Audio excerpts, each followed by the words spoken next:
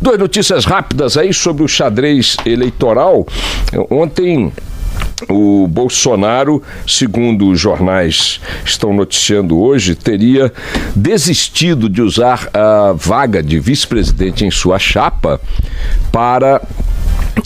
que serviria para uma ampliação de alianças rumo a partidos ali que estariam namorando uma conversa com o PSL, que é o partido dele, e preencheu ou anunciou o preenchimento ali, deu a entender que a vaga de vice-presidente na sua chapa será preenchida por um general. Os jornais estão especulando desde ontem que este general será o Augusto Heleno, que foi comandante da missão do Brasil, da paz do Haiti e tal, já ocupou lá também. Creio que o Heleno já foi comandante militar da Amazônia também.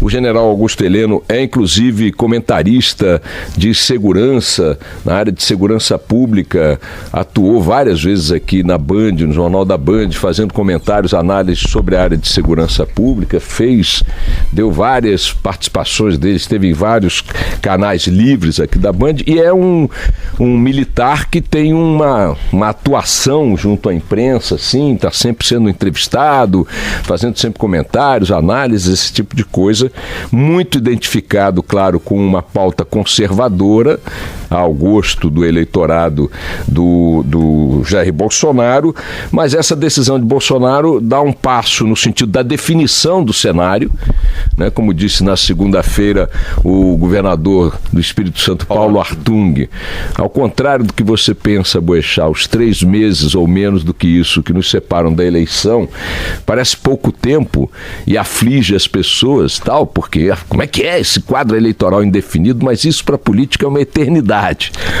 E de fato tem uma visão aí, para quem está no meio, na profissão da coisa, que acha que 3 meses é muito.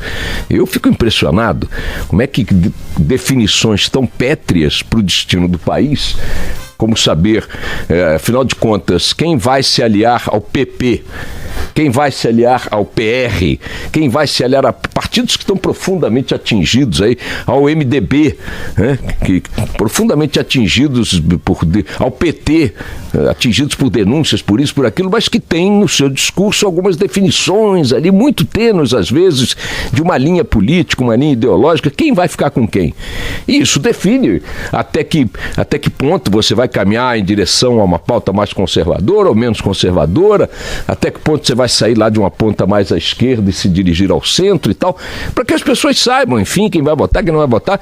E eu fico impressionado, como disse outro dia um articulista, acho que no estado de São Paulo, no Globo, na Folha, não me lembro, dizendo o seguinte: olha, não é por desconhecer quem são os personagens ou os programas partidários, né, ou a linha ideológica, se é que pode haver alguma linha ideológica nos partidos brasileiros, não é por desconhecer esses parâmetros que as alianças não estão sendo dadas.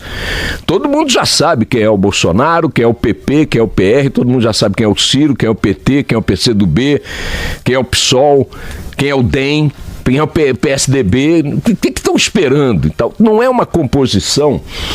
Como diz o governador Artung, 3 meses na política representam uma eternidade.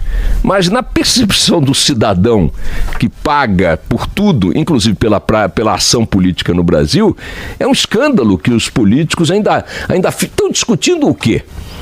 Estão discutindo o quê? O que o PT poderia estar discutindo, digamos, com o DEM? Não sabe quem é o DEM?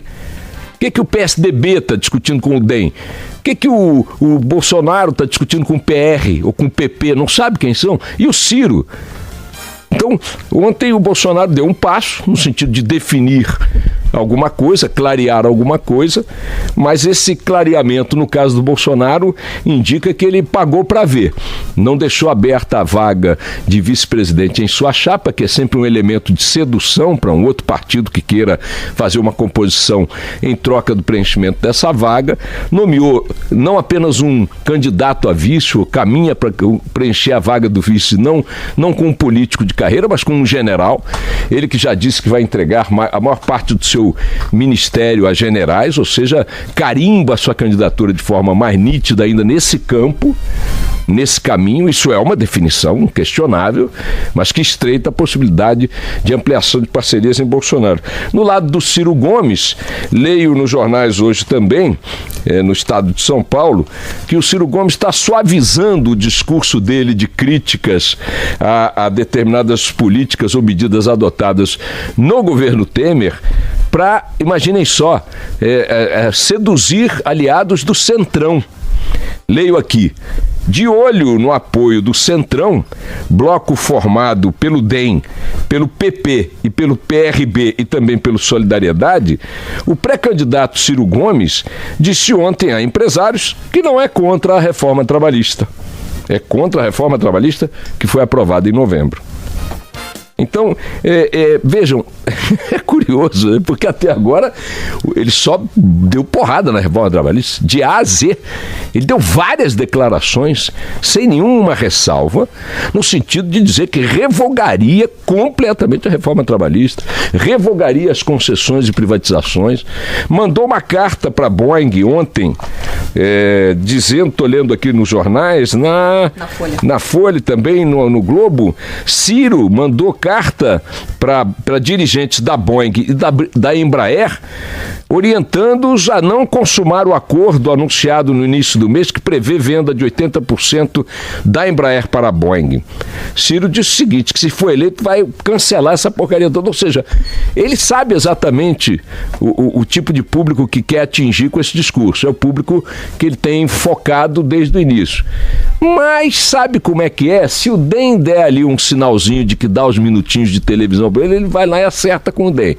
Se o PP der... E aí, claro, como esses partidos têm outro tipo de discurso, outro tipo de interesse, outro tipo de projeto para o país, aí ele... Bom, então vamos fazer o seguinte, eu mando uma carta para a Boeing hoje e agrado um pouquinho aqui à esquerda, amanhã eu faço um acordo com o DEM e aí amenizo um pouco essa nova postura aqui e tal, e aí agrada um pouquinho à direita e tal.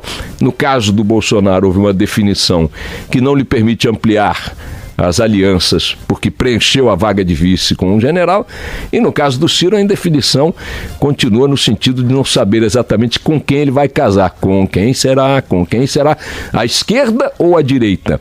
Os dois movimentos, importante chamar a atenção, não ampliam clareza para a população em relação a muita coisa.